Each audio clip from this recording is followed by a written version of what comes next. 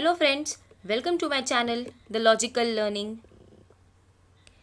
आज के वीडियो में आप सीखेंगे कि शेयर्स का फंडामेंटल एनालिसिस कैसे करना है। हम में से काफ़ी लोग ऐसे हैं जो शेयर में इन्वेस्ट तो करना चाहते हैं बट जानते नहीं हैं कि स्टॉक को कैसे पिक करें। वो सारे लोग जो लॉन्ग टर्म इन्वेस्टमेंट करना चाहते हैं उनके लिए ये ज़रूरी है कि शेयर्स का फंडामेंटल एनालिसिस करें।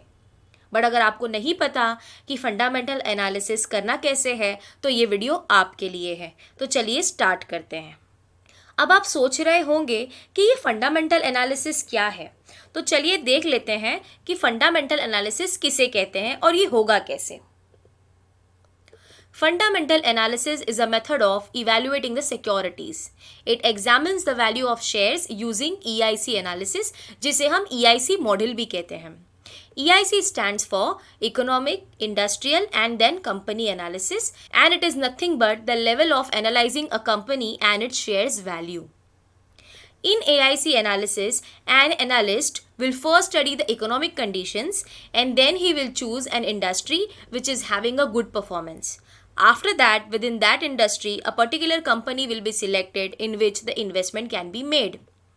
अगर हम एक सिंपल एग्जाम्पल में देखें तो step 1 will be studying the Indian economic conditions and identifying which industry is growing fast and will grow in coming future as well. In step 2, we will study the entire industry, its average returns, average growth rate, future prospects, top companies in the industry, etc. And in last step, we will analyze a company's performance and fundamental whose shares we are willing to purchase. In short, अगर हम एक diagram की मदद से देखें तो ये एक ड्रिल डाउन अप्रोच है जिसमें पहले हम इकोनॉमी को स्टडी करते हैं कि क्या इकोनॉमिक कंडीशंस फेवरेबल हैं या नहीं। फिर once we have analyse the economy and वो फेवरेबल लगे तो we go for industry analysis जिसमें we try to find out the favourable industries. Next, once we have analyzed the economy and found a good industry, so we will go for further drill down and उस industry में we will find out some good companies in which we can invest. तो चलिए देखते हैं कि हमारा जो EIC model है उसके अंदर हमें क्या क्या स्टडी करना है।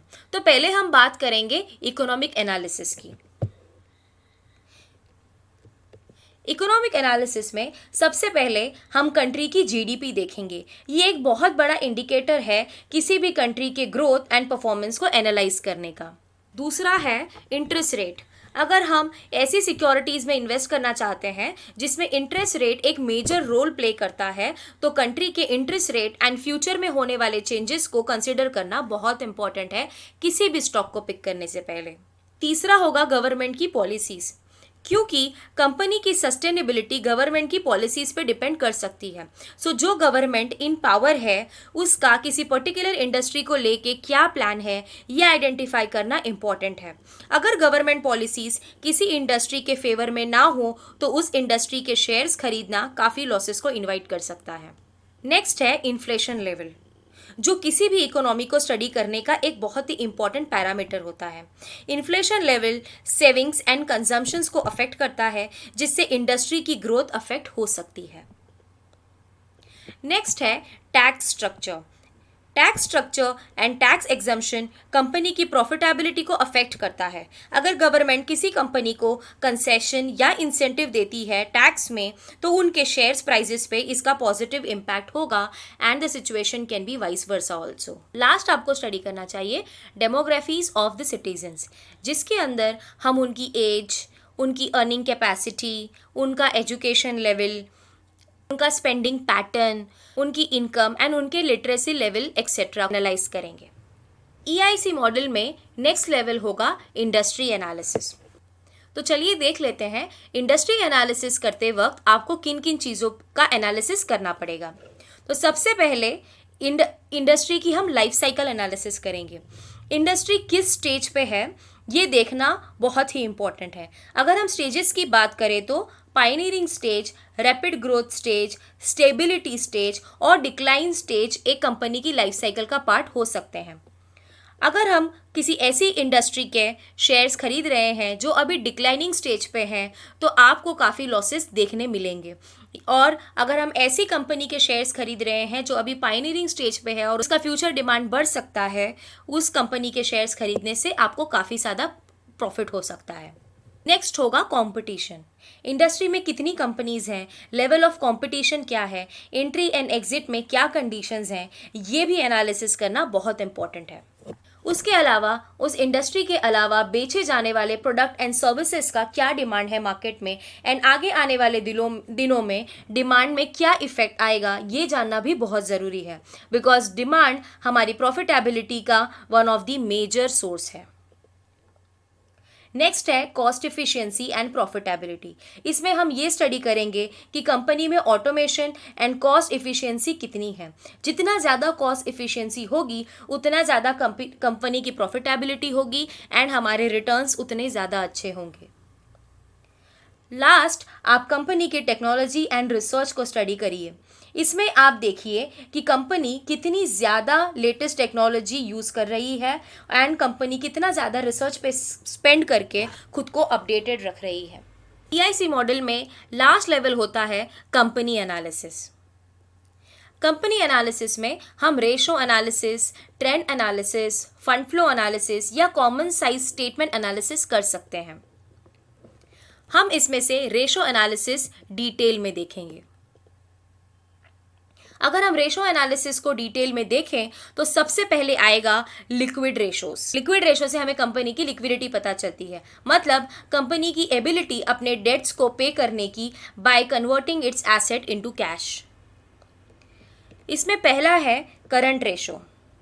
इसका फॉर्मूला है current asset divided by current liabilities. अगर करंट रेशो 1 से कम है, मतलब कंपनी के पास इनफ एसेट्स नहीं है अपने डेट को पे ऑफ करने के लिए।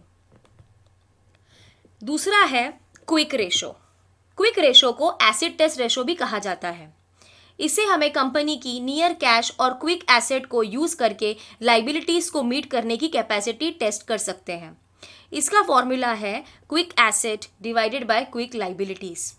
इसका स्टैंडर्ड रेशो रहेगा 1:1 और अगर रेशो 1 से कम है तो कंपनी की लिक्विडिटी अच्छी नहीं है। Last in liquid ratio will be absolute quick ratio, जिसे सुपर क्विक रेशो भी कहते हैं। ये कंपनी के बिल्कुल ही लिक्विड लाइबिलिटीज को उनकी लिक्विड एसेट से पे ऑफ करने की कैपेसिटी टेस्ट करता है। इसका भी स्टैंडर्ड 1:1 होगा and less than 1 will not be good. Next type के रेशोज होते हैं प्रॉफिटेबिलिटी रेशोज। प्रॉफिटेबिलिटी रेशो से हमें कंपनी के प्रॉफिट जनरेट करने की कैपेसिटी पता चलती है। कंपनी का रिटर्न कितना है, प्रॉफिट कितना अर्न करती है, एक्सेट्रा एक्सेट्रा देखना बहुत इंपॉर्टेंट है, क्योंकि हमारे रिटर्न्स कंपनी के प्रॉफिट पे ही डिपेंड होंगे। इन प्रॉफिटेबिलिटी रेशोज सबसे पहला रेशो है ग्रॉस प्रॉफिट रेशो, जिसे कैलकुलेट किया जाता है by formula gross profit divided by net sales into 100। Next होगा return on investment. Return on investment पता करने का फॉर्मूला होगा earning before interest and tax, that means EBIT, divided by capital employed into 100। Next होगा operating profit ratio, जिसे हम operating profit को net sale से डिवाइड करके परसेंटेज निकालेंगे। नेक्स्ट होगा नेट प्रॉफिट रेशो, उसका फॉर्मूला होगा net profit divided by net sales into 100। अगर हम इनके स्टैंडर्ड्स की बात करें तो आप जितनी भी शॉर्टलिस्टेड कंपनीज का एनालिसिस कर रहे होंगे, जिनके भी ये सारे परसेंटेज ज़्यादा होंगे, वो कंपनी आपको बेहतर रिटर्न देगी। In ratio analysis the last type of ratio is market prospect ratio, जो कि सबसे इंपॉर्टेंट टाइप्स ऑफ रेशोज होंगे, जिसमें सबसे पहला है अर्निंग पर शेयर, जिसका फॉर्मूला है amount available to equity share holder divided by number of equity shares into 100। Amount available to equity share holder अगर हम देखें तो ये वो पैसा होगा जो कंपनी अपने क्रेडिटर्स को पे करने के बाद, गवर्नमेंट को टैक्सेस पे करने के बाद, और अगर कंपनी के पास प्रेफरेंस शेयर्स हैं तो प्रेफरेंस शेयर्स होल्डर को डिविडेंड देने के बाद जो भी बचा हुआ पैसा होगा, that money is known as amount available to equity share holders. उस अमाउंट को जब हम नंबर ऑफ इक्विटी शेयर से डिवाइड करते हैं तब हमें पता चलता है कि कंपनी ने एक शेयर के ऊपर कितना पैसा कमाया है। जितना ज़्यादा ये परसेंटेज होगा कंपनी की परफॉर्मेंस उतनी ही ज़्यादा अच्छी होगी। नेक्स्ट है हमारे पास डिविडेंड यील्ड रेशो। इसका फॉर्मूला है dividend per share divided by market price पर शेयर इनटू 100। मतलब कंपनी ने जितना ज़्यादा डिविडेंड दिया है उसका परसेंटेज डिवाइडेड बाय उस शेयर का करंट मार्केट प्राइस क्या है एंड देन उसका परसेंटेज। ये 4 to 6% के बीच में होना चाहिए। अगर इससे कम है तो शेयर्स खरीदना रिस्की हो सकता है। नेक्स्ट है price earning ratio which is famously known as PE ratio. ये कंपनी के शेयर्स के वैल्यूएशन के बारे में बताता है। मतलब पीई रेशो से आप ये पता कर सकते हैं कि शेयर सस्ते में मिल रहा है या महंगे में। अगर पीई रेशो ज़्यादा है मतलब शेयर महंगा है एंड वाइस वर्सा। एक कंपनी के पीई रेशो को उसके इंडस्ट्री के एवरेज पीई रेशो से कंपेयर करके आप शेयर महंगा है या सस्ता है पता कर सकते हैं। याद रखिए शेयर जितना ज़्यादा सस्ते में मिलेगा उतना ही ज़्यादा आपका ओवरऑल रिटर्न होगा। लास्ट है डिविडेंड पे आउट रेशो, जिसका फॉर्मूला है dividend per share divided by earning per share into 100। ये फॉर्मूला हमें बताता है कि कंपनी ने एक शेयर पे कितना पैसा कमाया, उसमें से शेयर होल्डर को कितना पैसा दिया। इसका हेल्दी रेंज होता है 35% to 55%। कंपनी जितना ज़्यादा डिविडेंड डिस्ट्रीब्यूट करेगी उतना ही ज़्यादा इन्वेस्टर्स को अट्रैक्ट करेगी। So guys that's it for fundamental analysis. I hope अब जब भी आप शेयर्स खरीदने के बारे में सोचेंगे तो आप इन सारी बातों को ध्यान रखेंगे एंड एक इन्फॉर्म्ड डिसीजंस लेंगे। आई होप आपको एक अच्छा स्टॉक पिक करने में हेल्प हो जाए एंड आपका इन्वेस्टमेंट आपको काफ़ी रिटर्न्स अर्न करके दे। इस वीडियो को लाइक ज़रूर कीजिए, शेयर करिए उन सारे दोस्तों के साथ जो शेयर मार्केट में इन्वेस्ट करना चाहते हैं और फंडामेंटल एनालिसिस के बारे में जानना चाहते हैं। सब्सक्राइब करिए मेरे चैनल को for more such videos. Till that time take care, bye.